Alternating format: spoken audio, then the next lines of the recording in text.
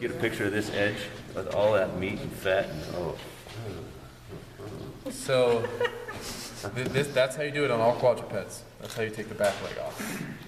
Now for the shoulder, we've got the leg, belly, loin, and shoulder.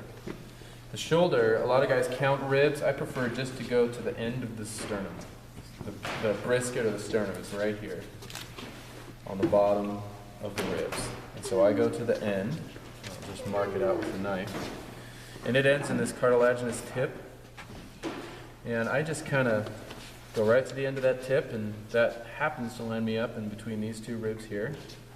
So I'll just draw a line as straight as possible right between those two ribs that goes right into that disc, and then straight out again. So it'll be the same exact process. We go down with the knife in between those ribs, long drawing strokes, and then come up there and do the same thing. Because again, it's just a little pinky of bone that's holding this vertebra to that. There's no bone, other bone connection there.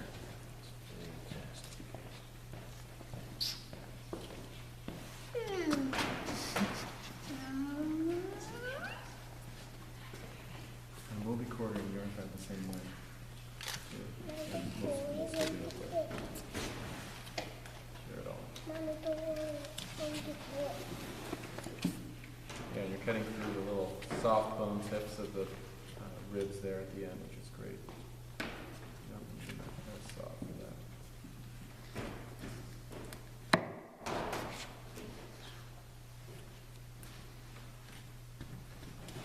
This is very dense fat.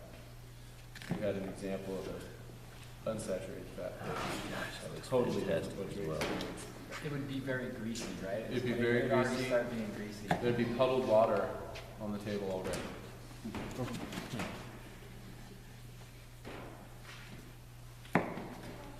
And most of that is the way they're fed and the breed. Yeah, it's both.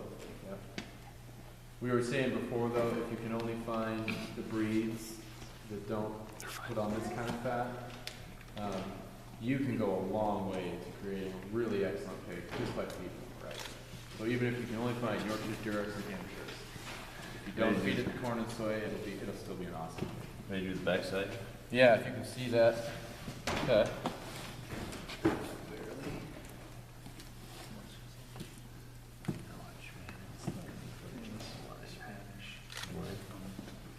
Yeah. There it is. Easy peasy. That's it.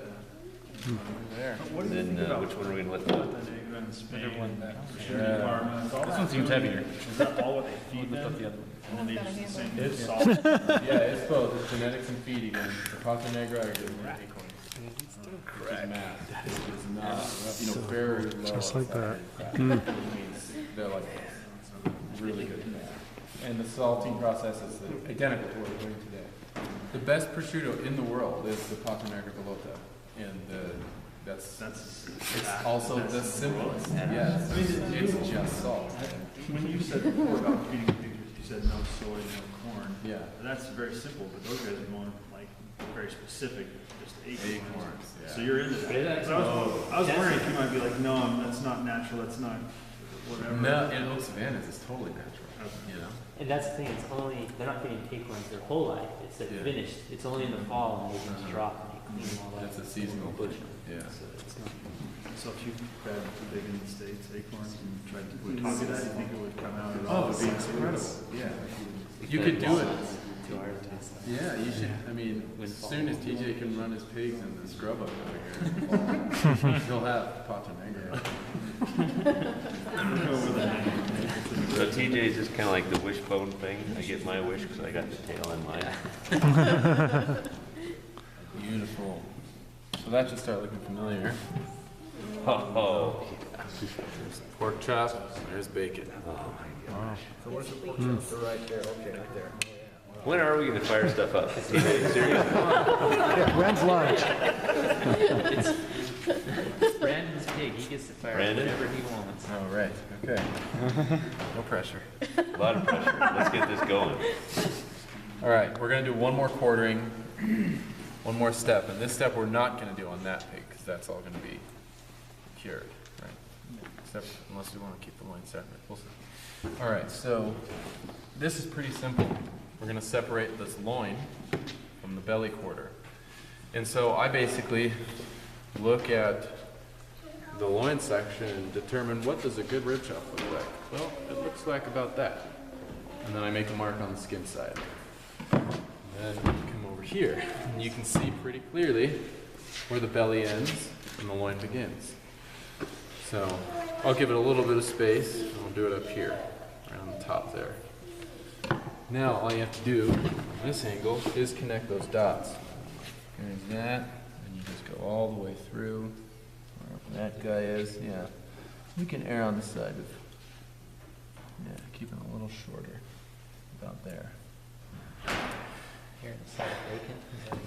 Yeah, I was wondering which side he was going to err on, the side of bacon or on the Yeah. side of chop. So you'll just go all the way through here, and then you'll hit the ribs, and then you'll just be cutting on top of the ribs, and then we'll saw one rib at a time to separate it. Rather than trying to get all of them, we'll saw one at a time. So I want to pull from that side or is it that? I like to be on this side. And then we'll reassemble the quarters, and I think you should.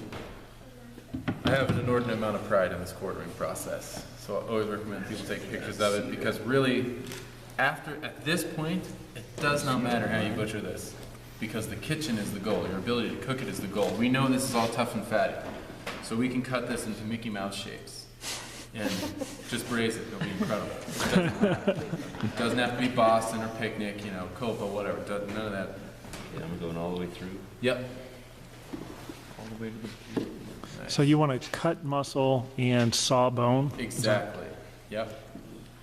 Particularly for curing, because if you're From there. sawing, you're shredding meat, and you're shattering cells in meat, Yeah. exposing them to oxidization, so it gets spoiled quicker. Yeah. Beautiful. And if you're all the way down, and yeah, I pull that apart, and just up like that angle. You'll zip one at a time. Better. There you go.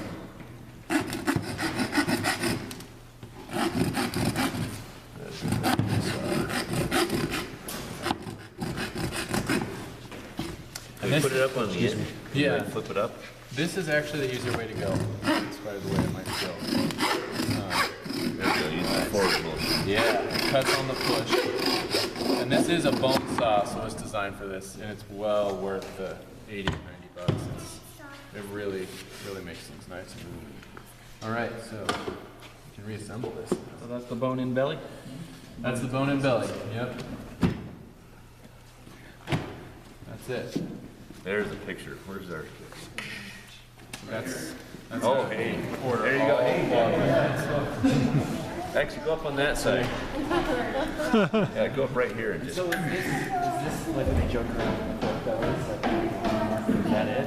That's the pork belly. That's really what they're selling. They probably take the rib cage section out. They take the rib out. I had a bad experience. I finished the Boston Marathon and thought, I had everything I want. We went and they said, oh, the pork belly's fantastic. That was the closest thing I ever had.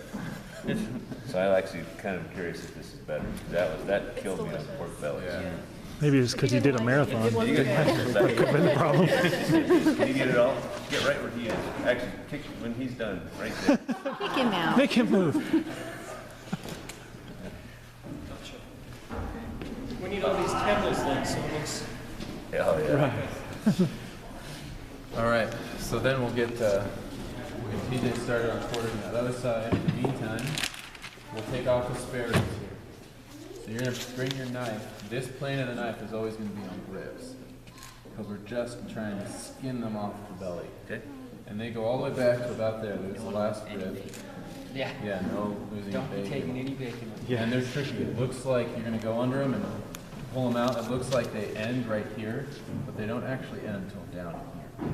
So don't come up with your knife until there. And the key is to just skin the ribs. And yeah, and the temptation is to pull up on them like this, but you end up pulling meat into the knife that way. It's already tempted. like you said. So keep it down and keep the knife up against the ribs. That's the way to do it. Okay. And that guy will come right off.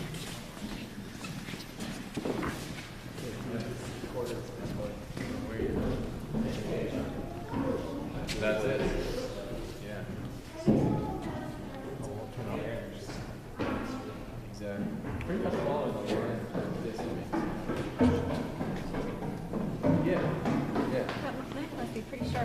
Butter. He does sharpen, well, yeah, it feels like butter, but he sharpens it. He's very meticulous with his knife sharpening. Two different stones he uses. Oh, really? Japanese whetstone and he's very finicky. Yeah, he kind of learns. He learns stuff like really old school.